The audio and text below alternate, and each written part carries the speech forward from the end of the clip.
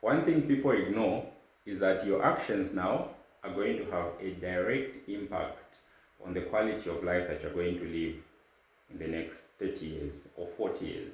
Because when most people look at their life, let's say 4 decades out, they think, that's something for future me to worry about.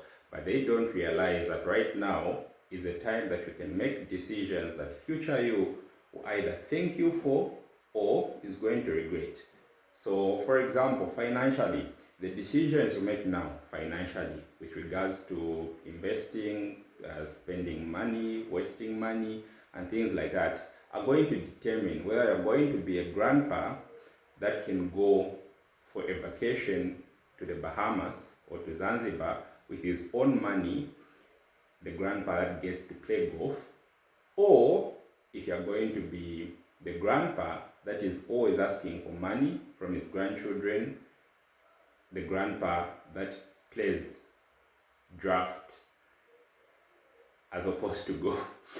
Okay, the draft thing was unnecessary, but I think you get the point. It's up to you to decide if you're going to be the grandpa that plays golf or the grandpa that plays draft. It's totally up to you. Now, it's the same thing with fitness, okay?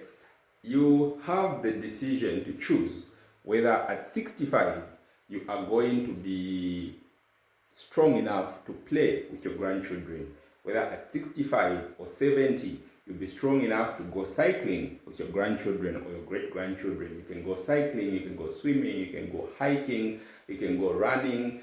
At 65 or at 70, whether you can take part in a marathon and things like that. The decisions that you make now will determine whether that will be your reality at 65.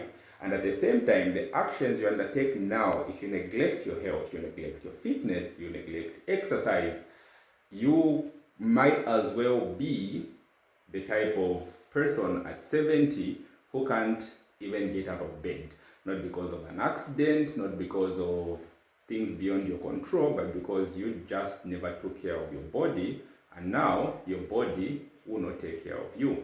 And you will be the kind of person that ngawacha bazakunyamula chabe baenda kunkazi kapanja pampasa bayinzi babwera bangokunga balibenango walikukamwa chanchani wajama porridge bayinzi nzikumenso kazuba kakushoka palanchi paboksonjela che okay, how's this person doing?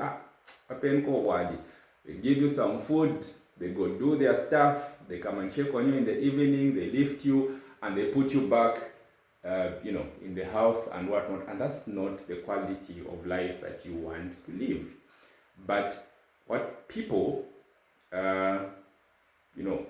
forgo is that you can actually decide what type of reality you want right now.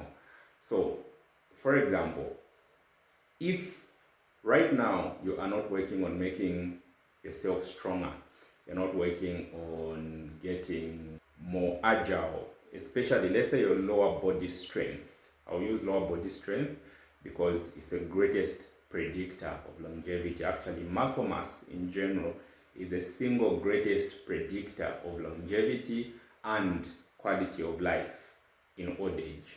The more muscle you have, the better your quality of life in old age. So let's say if right now when you're 20 or you're 30, you can't do a body weight squat, okay? You don't even need to lift weights. You can just squat with your own body weight and bring yourself back up, let's say 10 squats. What makes you think that at 60 or at 70 you will be able to lift your own body weight off the ground? If you can't do it now while you're 20, you cannot lift your own body weight from the ground. At 70, do you think you'll be able to sit on the toilet without assistance? At 80, do you think you'll be able to get into the bathtub and outside without assistance? If right now, when you're at your peak, you can't even lift your own body, what makes you think you'll be able to lift it at 80? So try to ask yourself such questions, okay? So the time to work on your body, the time to exercise, the time to be serious with regards to your fitness is now. because all the decisions that you make now with regards to your fitness, with regards to your finances, to your health, are going to have a direct impact on the quality of life that you're going to have at 65, at 70, or at 80 if you live that long. It will determine whether you're going to be waking up, looking forward to all the things that you're going to do that day. You'll be a fit 80-year-old grandpa or grandma, or if you'll be a miserable 80-year-old grandpa who just wants to die and live this plane of mortal existence and go on into the afterlife and, you know, enjoy whatever it is that people enjoy in the afterlife. It's up to you.